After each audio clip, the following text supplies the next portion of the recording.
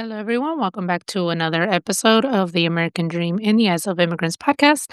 And before we get into today's episode, I actually have another announcement to make. I feel like lately all I've been doing is making new announcements, but the podcast officially has its fifth sponsor. Oh my gosh. Yes, another sponsor for the podcast. And this time it is Devin from Kaza Law. So that is Kaza Law. And actually, Devin was a guest on the show. His episode is number 103, and he is our fifth episode. So Kaza Law practices out of New York. You can definitely go ahead and check out Devin's episode. Again, that is 103, and you can check out their information. Their link is in the show notes and show description. And again, Devin is an immigration attorney. So thank you so much, Devin, for investing in the podcast and investing in the mission of changing the narrative of immigration one story at a time. And again, everyone remember, go ahead and continue to support the podcast by listening wherever you listen to podcasts or watching on YouTube. And you can also support the podcast with money by either making a one-time donation, by signing up for the Substack, which is $10 a month or $100 for the year, and you can listen to the episodes ad-free, or you can become a sponsor and have your business advertised on this show. All right. Thank you so much once again for your continued support, and I hope you enjoyed today's episode. Welcome to the American Dream in the Eyes of Immigrants podcast. I am your host, Heidy De La Cruz, and I am on the mission to change the narrative of immigration, one immigrant story at a time. Hello, everyone. Welcome back to another episode of the American Dream in the Eyes of Immigrants podcast. I am your host, Heidy De La Cruz, and today I have a very special guest, Miss Paulette. And Miss Paulette, she actually gave me my first opportunity at talking for a podcast virtual summit, which we'll get into. And so I'm always so grateful for you. And so I'm so excited about that because, I love sharing what I know, especially when it comes to podcasting. So just right off the bat, thank you so much for that opportunity. And thank you so much for being here. And this episode is super special because her mom was actually one of my very first guests. And I just got the chills saying that. Her mom was episode 9, and she shared about coming to the United States because her American dream was to pack tomatoes and send money back to her family. So definitely check that episode out. I'll include it in the links in the show notes. So this is the first time I'm having a mother-daughter duel. So we have the mother side of the story coming, and then now we have her daughter. And so, Paulette, I talk too much right now, so introduce yourself to the audience, who you are, what you do, and then we'll get into childhood in LA. Sure. Hi, everyone. I'm Paulette Erato. I am the daughter of a Mexican mother and a Puerto Rican father, which, of course, made growing up in Los Angeles very interesting. I'm also the host of La Vida Mas Chevere, the child-free Latinas. It's the number one Spanglish podcast for child-free Latinas y Latinas. It's number one because it's the only one. It's all good, though. Number one, yes. I'm claiming it. And I'm also the founder of Latinas in Podcasting, which is a community for Latinas in podcasting, which we'll talk about some more, I'm sure.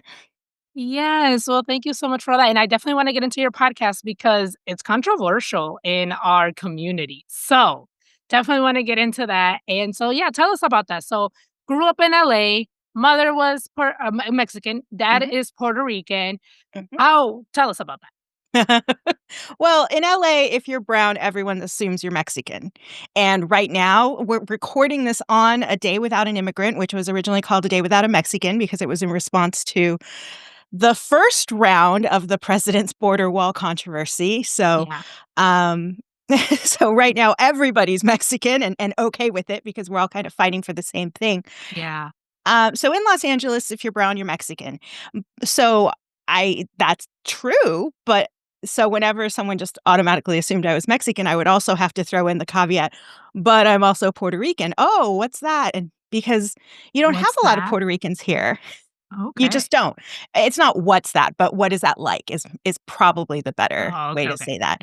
I didn't meet another Puerto Rican that I wasn't related to. No, well, that's not true. So, being Mexican and Puerto Rican is not a common combo here. And so I didn't meet another person with that same background till I was in my 30s. This Wow. Let me take that back. I didn't meet another person with that combo that I wasn't related to because Okay. a lot of my cousins on the Puerto Rican side are married to Mexican women here in LA, so that's I don't know how that happened, but like I said, so most of the Puerto Rican Mexicans I know are my cousins. So I Oh, dated a guy when I was in my 30s that was Puerto had the Rican and same Mexican? cultural background, but wasn't related, thank God. Oh my goodness, that's funny. I mean, it would have been funny if it was related, but I feel Ugh. like, cause like, that thing that's like, we're all related, like, "Oh, Mhm, todos somos mhm, primos," cause like, mhm. the families are so big. Yep. So, like, it would have been funny, but then not funny if you guys Not were funny. related. Not funny. So I'm always curious when I interview someone whose parents are from different Latin American countries, because normally when children of immigrants are or when normally when people are children of immigrants, usually the mom and the dad are from the same country, whether they met here or whether their parents, migrated together. Mhm. Um, did one culture dominate another growing up? It felt like well, it my I think I could, split my life up into the part where a lot of my Puerto Rican side of the family lived in Los Angeles, and then afterwards. So, growing up, my dad's eldest sister, um, my Aunt Yaya, we called her Yaya, lived up the street, and so I grew up learning to swim in her pool. This was back when in California, you could still have a diving board. They had a 12-foot deep pool, and we spent every day there as far as like, my entire childhood up until the age of 10, I feel like I was just in their pool. Yeah. And so I had a very strong Puerto Rican influence in our on our lives because of the proximity. And then they moved to Florida, and that kind of severed that connection to the Puerto Rican culture. My mom's family is also in LA. She has a younger sister, and her children, her eldest two children, my cousins Felipe and Annie, were very close growing up too. So there was a balance, but the Mexican side has always remained. And again, of course, we're closer to Mexico here. So it's just easier to find Mexican food, Mexican people, Mexican culture. Puerto Rican culture is something that you really have to seek out here, and there just isn't a lot of people to have like a mass, a Yeah. critical mass of us. But we're here. There are some of us. And the thing is, we kind of, I think, all just kind of roll with, Mexican culture is pretty prevalent, but we also have these shining moments in others because, we have a lot of Guatemalans and Salvadorians. And there's an Honduran restaurant just down the street from me that I still Mm. haven't checked out, but it's there and it's available. So that's the nice thing about a place as big as Los Angeles. Yeah, most of the brown people you see here are Mexican, but not all of them. Not all of them. Yeah. I definitely wanna visit LA. Definitely wanna try out the food out there Mhm, 'cause, so many people from Mexico, it's like, that's good Mexican food, you know? mhm. Let's talk about you spent some time in Puerto Rico, I've Mhm. learned. Was it a year that you No, spent out there? It was longer? not even. It was Oh, not 3 even, okay. months. It Oh. was 3 months. It was a very short time. What led to us deciding to move there is the writing was on the wall when lockdowns happened, right? That, like, Mm. maybe our country was headed in a difficult direction. So my husband and I started considering where else in the world we could live comfortably, um, with the same lifestyle that we have in Los Angeles, diversity of options of food, of activities, being close to the water, things like that. And we watched a lot of House Hunters International.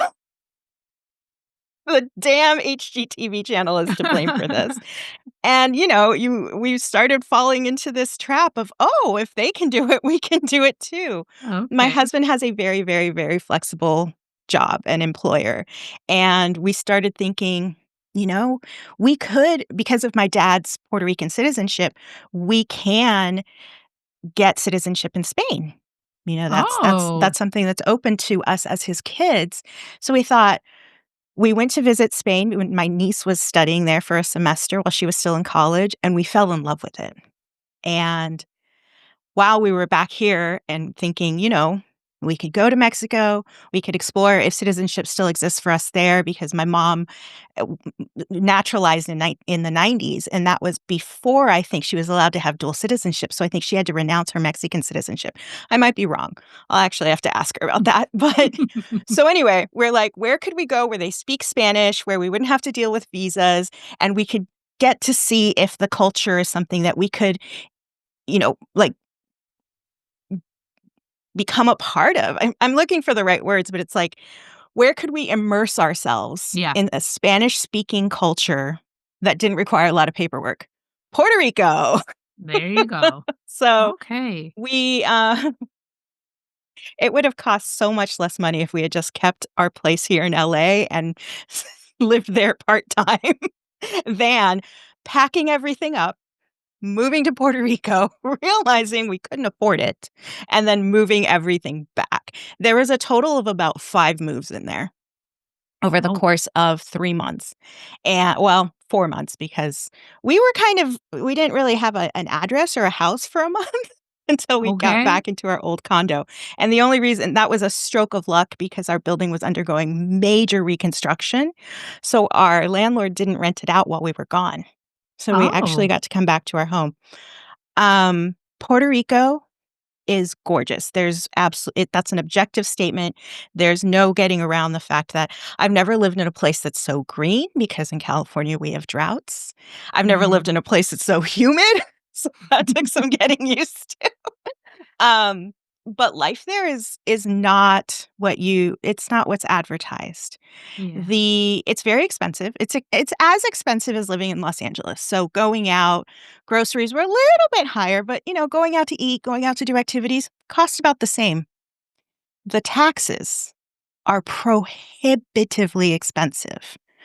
Prohibitively. And I did an entire episode on this, so people can go listen to it.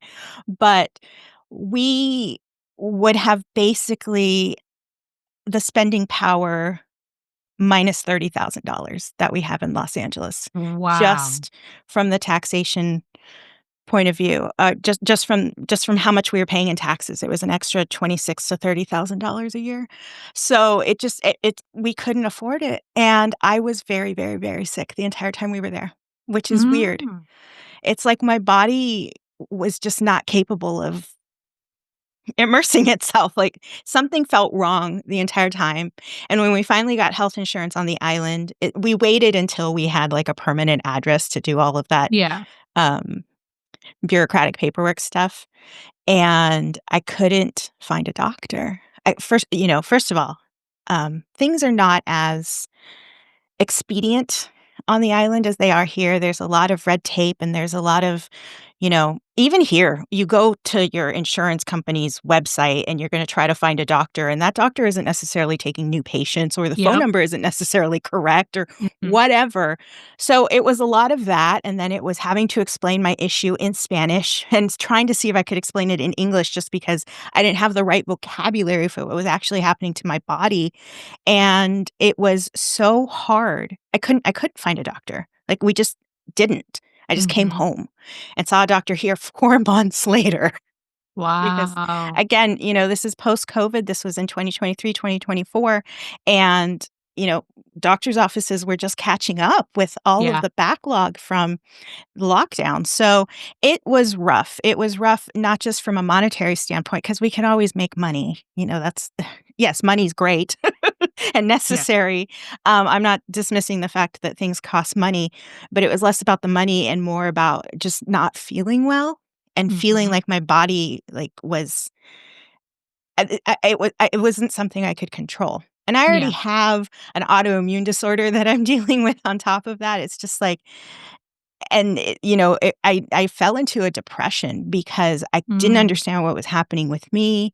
I felt like we had failed at being able to do this thing that was our dream. It's like, we want to retire to Spain. We have to be able to speak Spanish. We have to be able to operate in a Spanish-only environment, which, by the way, Puerto Rico is not. Most No. everyone speaks Speaks English. It's English, very yep. easy to get around. Mhm. My husband's Spanish was improving at an astronomical rate because he was actually practicing it, but most Aw. everyone would speak to him in English anyway. They Yeah. would be very patient with him, letting him practice his Spanish, but from their own end, they were gonna answer in They were English. responding in English, yep. Yeah, which was fine, it was great, but it was a little bit of a nightmare, those 3 months where Mm. there's a lot of ups and downs, so there was a lot of positive, but there was too many negatives, and so I really feel, still, there's times where I'm like, "We failed at that," and,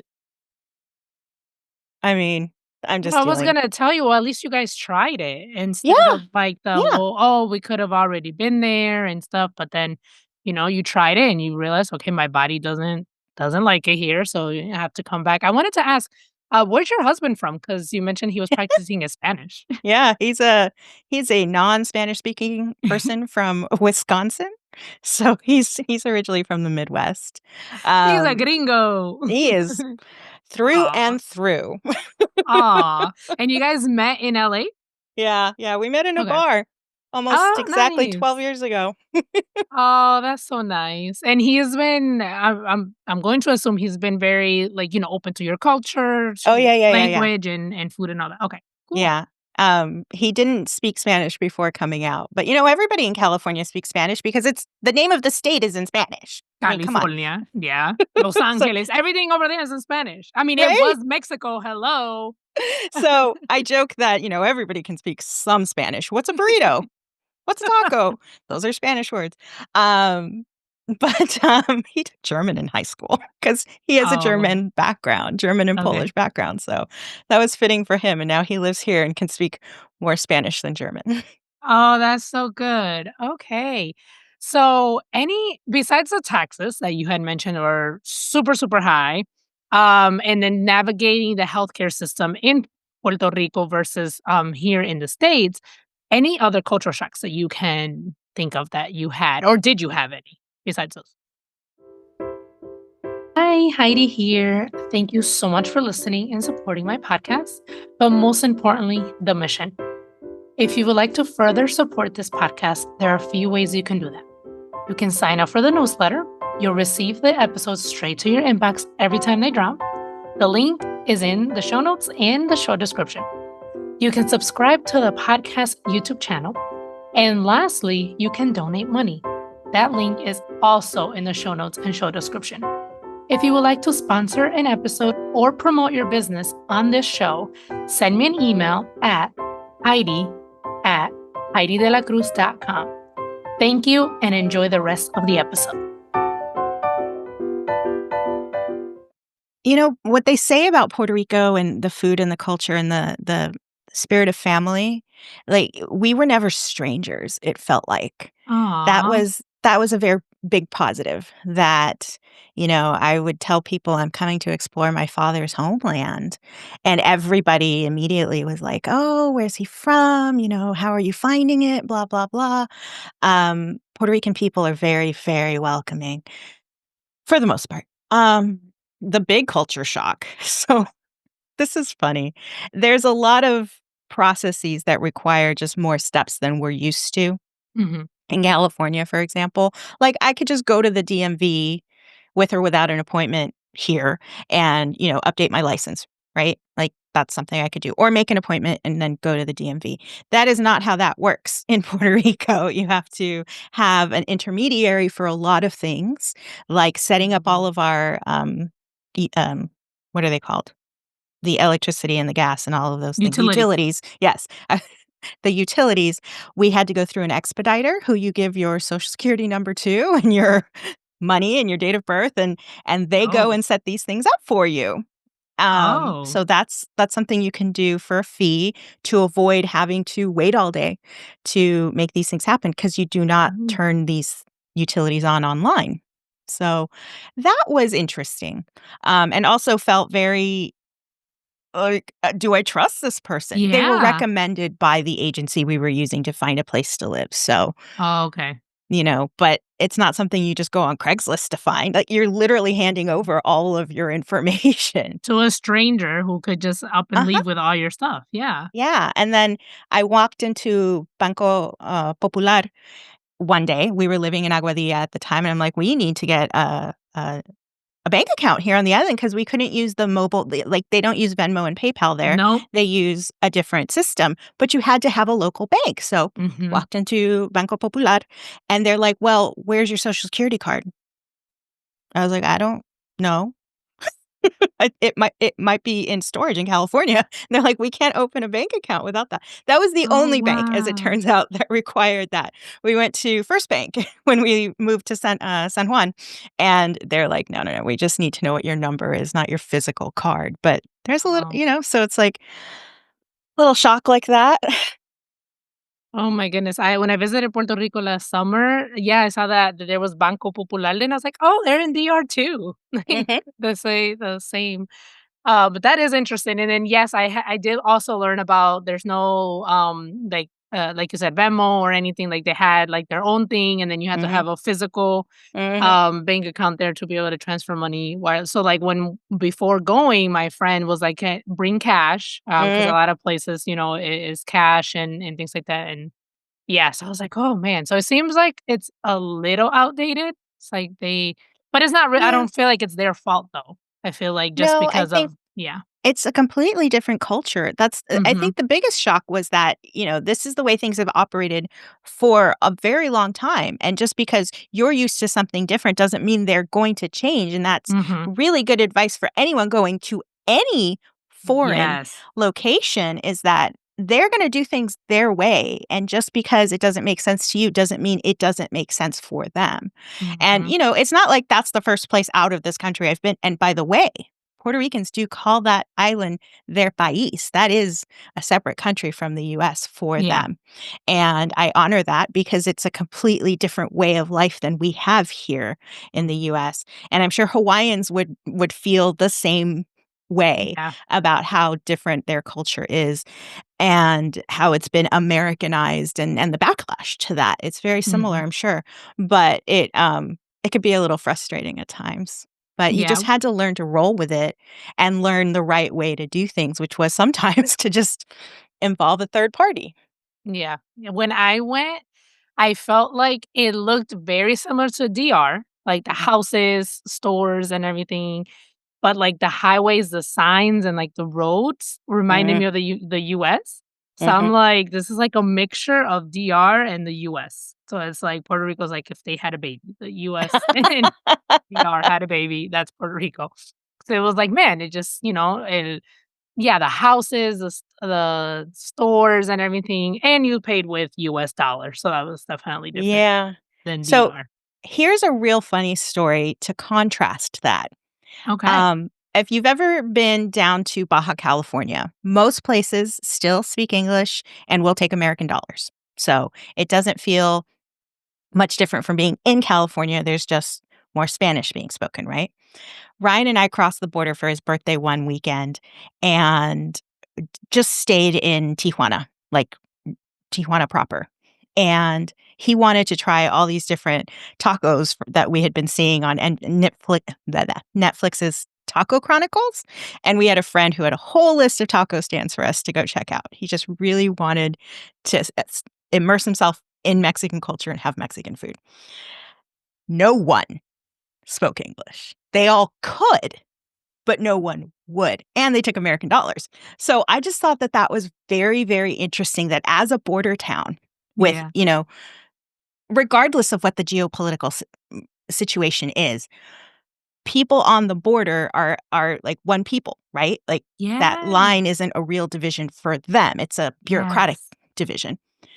But for they clocked 2 Americans and were like, "You are in our country, you are speaking our language," which was fine. Again, Yeah. he's learning Spanish, I can speak Spanish enough, and that was a very, very, very interesting experience. We didn't experience that as often in Puerto Rico. Like, it was Mm. very rare that we felt, like there was like, the moment they hear you speaking accented Spanish, the English Yeah. came out, you know? Yeah. You mentioning that the border towns are like one, I just learned about that from my trip. I just got back from El Paso and Juarez, and same Mhm, thing. They were like, even though there is a border, we're still one community. Like El mhm, Paso and Ciudad Juarez are one community. And mhm, I just thought that that was so beautiful. mhm. So beautiful. So I love that you mentioned that because I was like, "Oh, I just learned about that too on my trip." Okay. So let's talk about your podcast, La Okay. Vida Más Chevere, Mhm, the child-free Latinas. mhm. So it is controversy because in our culture, you marry, you have kids, and that's pretty much a woman's life, right? Lots of kids. Yeah. Oh, yeah, that part. Lots of kids. So it's like if you say you don't want kids, Yep, it's like, what the hell is wrong with you? Why yep. don't you want kids? What's going on? So tell us about this. Tell us about this child-free life and this podcast for child-free Latinas. Well, let me tell you, we couldn't have up and left for Puerto Rico and then turned around and come right back 3 months later if we had kids. Like, Yeah. we left in October, we came back in January. That's whiplash, and that's moving kids from school to school. Also, we lived in 2 different parts of Puerto Rico. Oh, Aguadilla okay. was very different from, San Juan and, reestablishing residency and getting kids enrolled in school, like, none of that was on Yeah. my radar. That's not something I had to worry about. So, being child-free has afforded me a lot of extra opportunities I may not have had or in different ways than if I had had children. So the funny thing 2 funny things. The reason I named the podcast La Vida Mas Chevere, and that was not the original name, but the reason I came up with that name was to honor the Puerto Rican side of my family because again, Mm. it felt like the connection to Puerto Rico and everything Puerto Rican was severed when my aunt moved away. I mean, she was my godmother and Mm. and all this, and she just died a couple of years ago. She died just before we moved to Puerto Rico, actually. Mm. But we had a family trip in 2019. There was a big reunion, and almost all of the living siblings were together. So I have a picture of the 6 of them then, or the 5 of them. It was my dad and his 4 sisters, and so I'm really happy I got to capture that. But so back to La Vida Más Chévere. It is ostensibly for child-free Latinas, right? We're coloring outside the lines. We're not living the life script that was sold to us from a very, very young age. We're not opting to have kids. Maybe we're not opting to get married. But what it's really about is divorcing ourselves from the patriarchy, from the social constructs that we've been sold, that we've been brainwashed to believe are the only way to be happy, and finding happiness anyway. So it's to create and design your best life, which is what La Vida Más Chévere translates to for me. It's design your best life on your terms Mm. without having to worry about being socially acceptable. And that's hard. That's a process. Not Yeah. everybody has it that easy. Me, I didn't think being child free was weird because I never wanted kids. Like, I had zero desire to have them from a very young age, apparently. My cousin Annie tells me, "Oh, yeah, when we were 10 years old, you were like, nah, I don't want them." I'm like, I don't remember that, but I believe you. Um, I'm also not the first in my family on either side not to Oh. have or not to want kids. I have so if you've listened to my mom's episode, you know that my parents are pretty far apart in age, and so I have cousins on my dad's side, which are about the same age as my mom's side, or my mom herself. So I have cousins on my father's side who never had kids. Nobody questioned them, or if they Mm. did, I don't know about it. Yeah. I just know that I didn't have to feel like I was blazing a trail because it was already acceptable. On my mom's side, her great aunt, she had a great aunt who moved here that never had kids. I Mm. don't know if she was the black sheep or if she just decided to rebel and come out on her own, but she didn't even get married till she was, like, in her 60s. And Mm. she had been with the same man for a very, very, very long time, but they were hardcore Catholics. So Oh, wow. yeah, and yet so I don't know if it was just an inability to have children or if she had lost a child. I have no idea. All I Mhm. know is that there was a child-free person on that side of the family as well, and nobody seemed to give her any grief. Nobody in my family has ever given me any grief. And I That's think good. I'm very, very, very lucky based on what I see other people talk about online and Yes. the reactions I get from other people Yeah. who are Latinos or from a culture that's very similar to ours. I half expected my husband's side of the family to not get it because Midwesterners are also very family focused. There's a lot of Mhm. similarities between Latinidad and American cultures that are you wouldn't expect. Yes. But Mhm. his mom was the first person to ever be like, "Are you sure you don't want children?" And when she brought it up, it was the second time. The first time she brought it up, he shut it down because it was his choice, not mine. We wouldn't be together if he didn't feel that way, but I Yeah, it did wouldn't I it's work. not like I brainwashed him. It was, like, Yeah. very, very, very early in our relationship, I told him, "I'm Yeah. not having children," and I'm older than him by 9 years. So I was like, "So, if you don't think that that's the life you want, then you gotta go look elsewhere because 'cause you're still young enough to go," and, Yep. like, he was 25. So Oh. I know, right? So, once we were engaged, his parents came out and, met my parents, and his mom was like, "So, you're not 40 yet, you could there's still time," and he was like, "We do not want children," so that ended Mhm. that discussion. A couple days later, we're at our engagement party, and both of my bridesmaids are moms. Both of them had children, and again, never gave me any grief. They're just like, "That's Paulette. That's the way she is, whatever." It's not even a topic of discussion, right? Yeah. Like, their Yeah. kids all got spoiled because I had extra funds to Aw. give to them and time Mhm. and energy, right? So, I didn't have to say a damn word. We're sitting in my sister-in-law's backyard, and the mother says something, and the 2 of them, my 2 bridesmaids, jumped in, and they're like, "Not everybody's meant to be a mother, blah, blah," and I just sat back. Like, I did not have to say a damn word, and Mhm. that's what I want for Yeah. everyone, parents and non-parents, that we are all on the same side.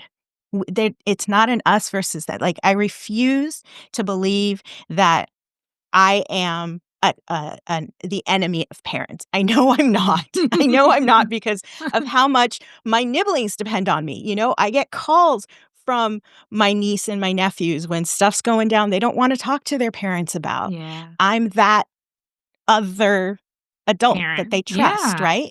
And we wouldn't have that relationship if not for the way things are. So I want all we all want a better world for the Yeah. next generation, for Yeah. ourselves, for our futures. And so I think that whenever parents are pitted against child-free people, it's a false dichotomy. It's manufactured. That's not we're not enemies. We don't have to fight against one another. What we should be fighting is our government. So Oh let's my god. let's direct our attention where it actually needs to be at the Oh my patriarchy, goodness. not at each other. Yes, we definitely should not be fighting each other. And I had so many thoughts just ran into my mind because yes, in our culture is very, you get married, you have kids. And I'm so glad that your family didn't give you grief because, the common questions that we hear, especially right after getting married, is ¿Cuándo vas a tener hijos? When are you gonna have Mhm, kids? mhm. ¿Y por qué no tienen why don't you have kids? And Oh, like yeah. people are all up in your business. Mhm, And I had heard it. I was volunteering at this pregnancy center and someone was asking somebody else like, "Oh, like your daughter's now about to be 3 years old. You don't wanna, put the age gap between it." And I kept my mouth shut, but I really wanted to be like, "Yo, you don't know if this lady is going through a miscarriage. You don't know if they've been trying to get pregnant and they can't get pregnant. Like, this is not none of your business. This is between her and her husband, and that's it." But mhm, I kept my mouth shut, but it's just, like, things like that people don't understand how insensitive those questions can actually be. Whether you want children or not, that's really not anybody else's business. That's between mhm, you and your partner. Like, there no mhm, one else needs to know.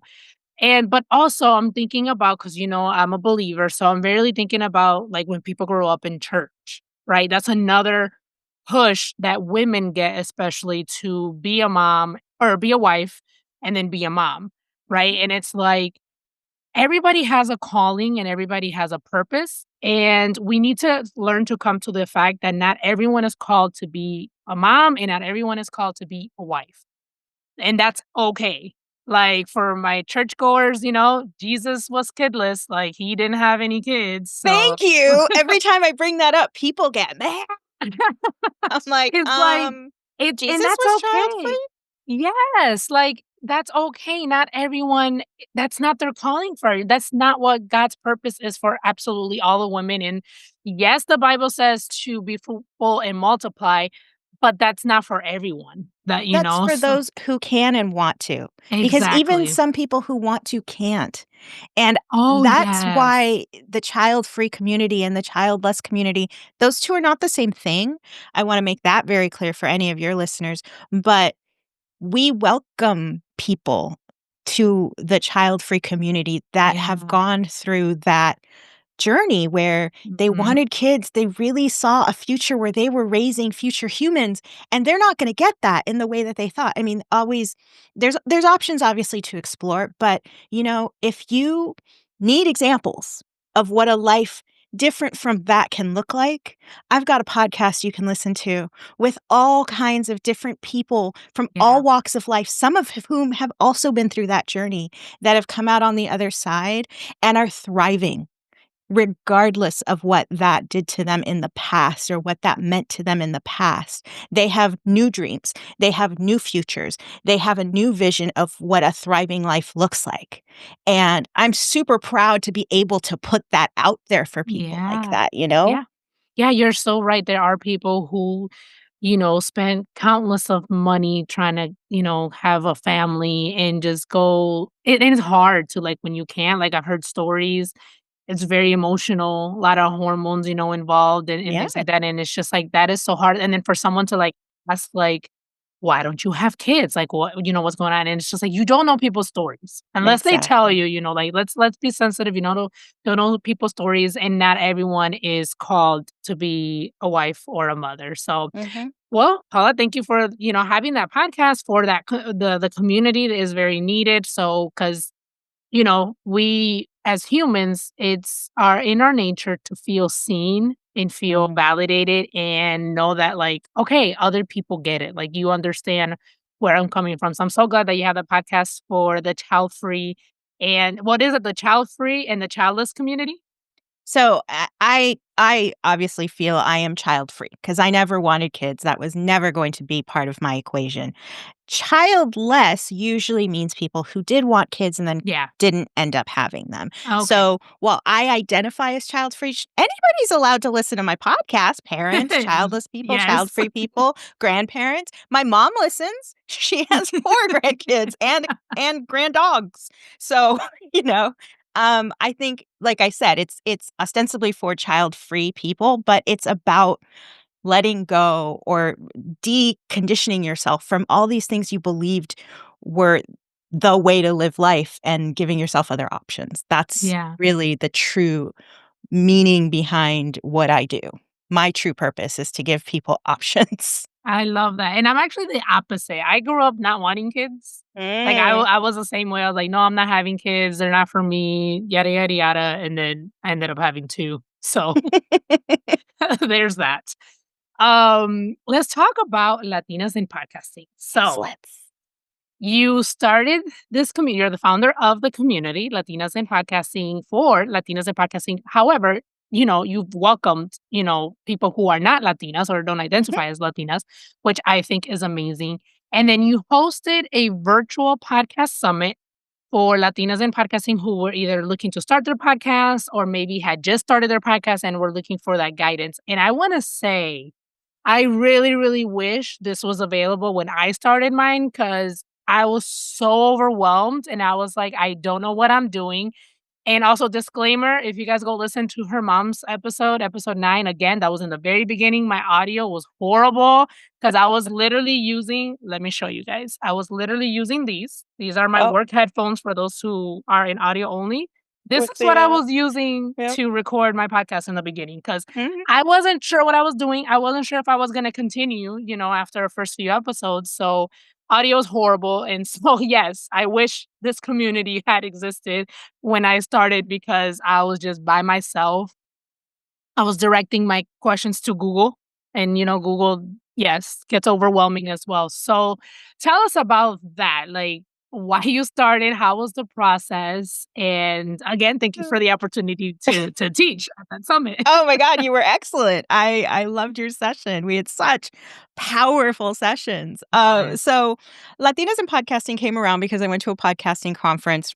It was my first foray out of, like, my house because this was 2022. We had just been Oh, wow. vaccinated. And I went to like I said, a podcasting conference here in Los Angeles. Like, I found out about it like 3 days before it happened. I'm like, "Here, it's in LA. I'm a podcaster now too." And I have all kinds of imposter syndrome because I had like 4 episodes out, and the audio was also crap. So we've all been there. We we Okay. all start we all start at 0.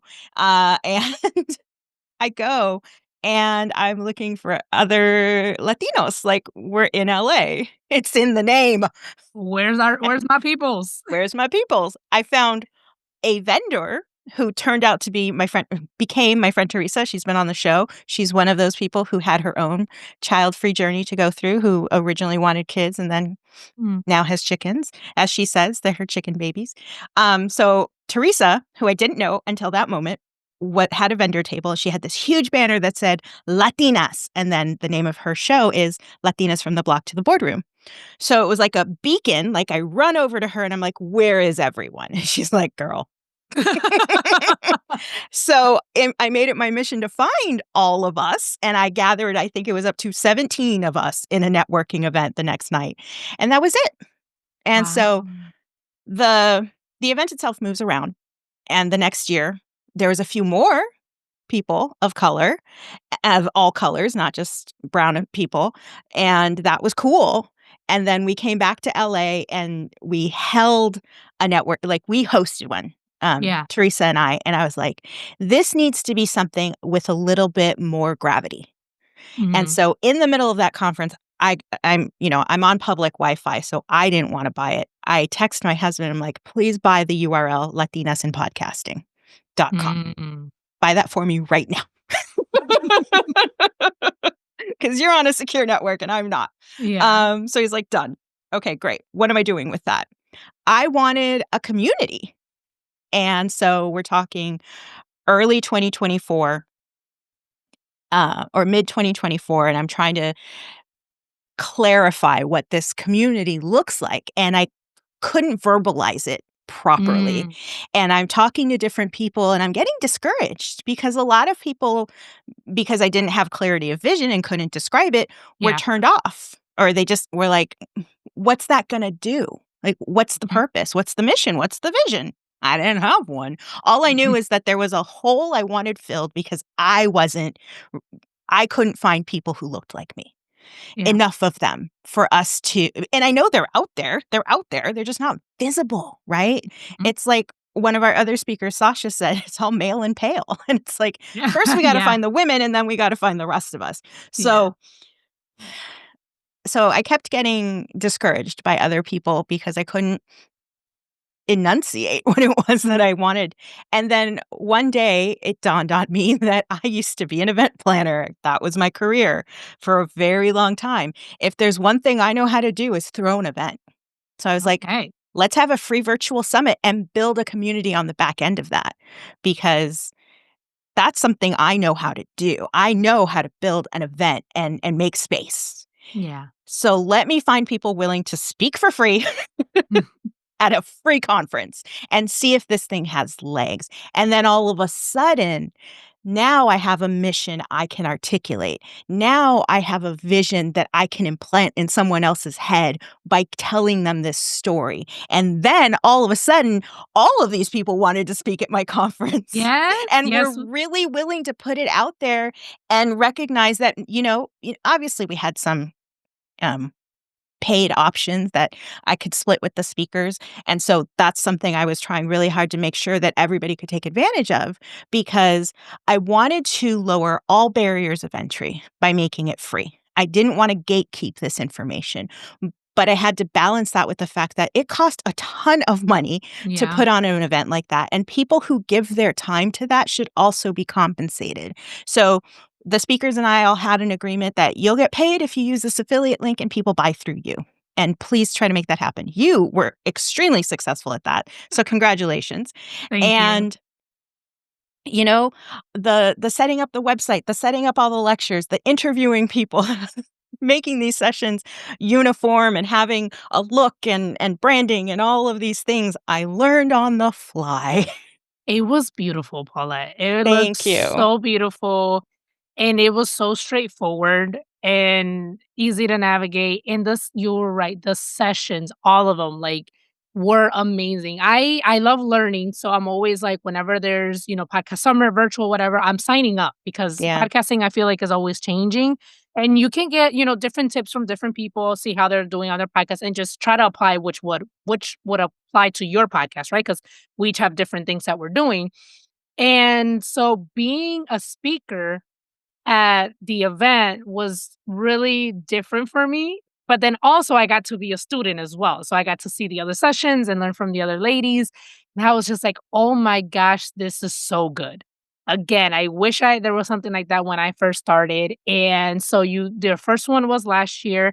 And I know we are recording now in February, but you did mention that there is going to be another one this year. And when Mhm. this episode releases, I believe you said it was going to be around that in October, right? Yeah, so originally I had planned for it to be the first weekend of, Hispanic Heritage Month. Like, that was a Okay. big target for me, but I didn't have the idea to do this until June, so September was just a little too soon. So we Yes. did it was kind of a closeout to Hispanic Heritage Month because it was the week following the end of it. This year, it is the week that it ends. So it's gonna be October 16th and 17th, which is the Thursday and Friday of that week. Hispanic Heritage Month ends on October 15th. So the 16th and 17th, we keep the party going. And Yes. the goal of that summit was and still is to connect, collaborate, and launch. It's to give everyone access to the nitty-gritty information that it takes to get a Yeah. show out. What microphone do I need? Who do I host with? And what does it cost? And Yep. how do I find guests and how do I edit and all those little things that sure, they're out there. There's YouTube University, which is how most of us learned. There's groups that you can jump into on Reddit or on Facebook to kind of cobble all of that together. I wanted it in one place and I wanted it to be free. Yeah. If only free for the day, because again, there's a lot of gatekeeping in all industries, not just Mhm. podcasting. But a lot of the content you find is not from people who look like you and me. Yes. So Yeah. let's change that. So moving forward, I hope to always be able to offer low cost to free options for my community and just remove those barriers and feel supported. Yeah. Connect, collaborate, launch, and support one another because especially right now, Yes. especially right now with the cultural climate the way it is, the geopolitical climate the way it is, we have to lean on our communities, whether Mhm. they're virtual or they're in person, because this is the only way we're gonna make it. Yeah. And I also love how accessible the speakers were. So a lot of them, like, if you need more information or anything, a lot of them offered, to speak and then also, or to have that extra like one on Mhm, one with the attendees. But then also you created the community in Slack. So I felt like that was really nice too. And then I met Valentina, who also has a podcast in regards to she interviews immigrants from Latin America specifically. mhm, And her and I had a one-on-one, and it was amazing to connect with her and give her tips because her podcast is very similar to mine. So it's mhm. like, I know this will work for you because Yeah, it works for me and we're in the same niche. Because again, like, I follow, a lot of podcasters that provide tips, and it's like, okay, some of them I can't apply because my podcast is different. Like mhm, I'm mhm, very niche, I'm very specific on mhm. who I talk to and things like that. So like there's certain tips that I can't apply to my show, but it was I felt like a mentor. I was like, yes, do this and that because it works and I know it's gonna work for you, especially with the type of podcast that we have. So that was really cool, like making those connections Yeah, from that summit. So whoever is listening who is interested in launching a podcast, Definitely check out the summit. I will include your links in the Mhm, show notes and show description so they can have easy access to that. And then if they have any questions, they can reach out. And all right, so we're getting towards the end. mhm. And this question, I understand that right now it is heavy, but I still want to say that it's still alive. Like it's still alive in us and what it means for each person individually. So, Paulette, Mhm. what does the American dream mean to you? When I was little, I thought becoming president of the United States was something that was honorable, something worth aspiring towards. Um, as I got older, the realities of what that really looks like, and not just right now, but, the truth about what being a politician is turned me Oh, off. yeah. Yeah. Um, I like what you just mentioned about how somebody who could be direct competition to you, you collaborated with. And that's so important to me, especially as Latinas. White supremacy culture teaches us to compete with one another. And yet we're saying, "Hell no, we're gonna collaborate because we can all win." There isn't a pie that if I get a larger slice, you get none. That's not Yeah. how it works. That's not what life is. And so for now the American dream for me looks like collaborative communities where I can bring people together who otherwise would not have met necessarily Yes. in the same way. Maybe it would have been in a more competitive space as opposed to a collaborative space. I just want people to feel welcome and supported. The American dream for me is that we all win. And it's not against each other because we're going to win as a team. Yeah. And what winning looks like is different for everyone. For me, it means that I have made Latinas in Podcasting a sustainable event and community and multiple events. I would really love, so my personal dream is to take Latinas in Podcasting as a virtual summit and make it a real life conference that everybody else has to plan their conference schedules around. And we have Hey. Hispanic Heritage Month, so step off. But you know what I'm saying? So Yes. so that's my long-term goal, that's my dream for my community, but if nothing else, I want us to all feel like we have support in what it is we're doing, and that is what the American dream looks like for me now, that community supports one another.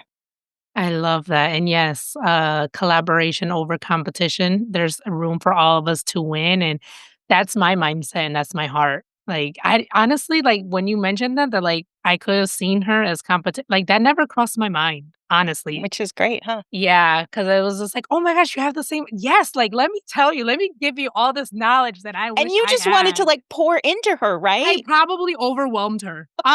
Honestly, I probably poor girl, now that I think about it, I probably overwhelmed her with all the Oh, man. information, but I told her, like, I'm here, Mhm. message me to talk because, again, talking about immigration stories it gets sensitive, like, Yeah. you have to know how to navigate it, and yeah, so, oh my gosh, thank you. I can't wait. I'm putting this out there. I can't wait to go in person to a Latinas in Podcasting conference in LA.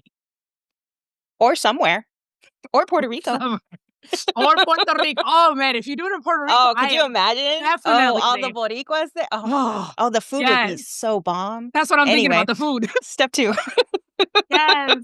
First we lunch and then we move it around. Yes, I would love that. Oh my goodness. Well, thank you so much, Paulette, for everything you do, for the spaces you're creating, for the help that you are providing for new podcasters, and for coming on here and sharing your story.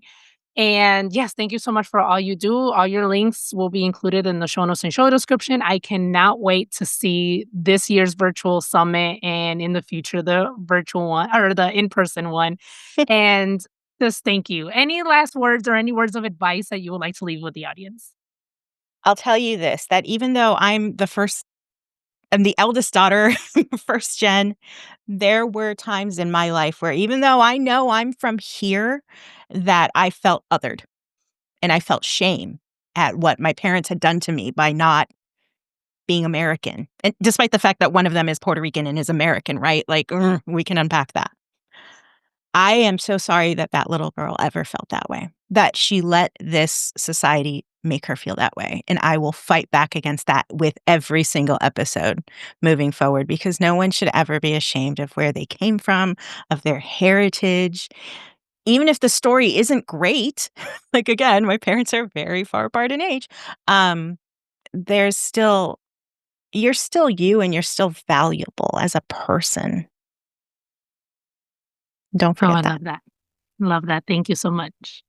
Thank you for listening to Mami Podcast.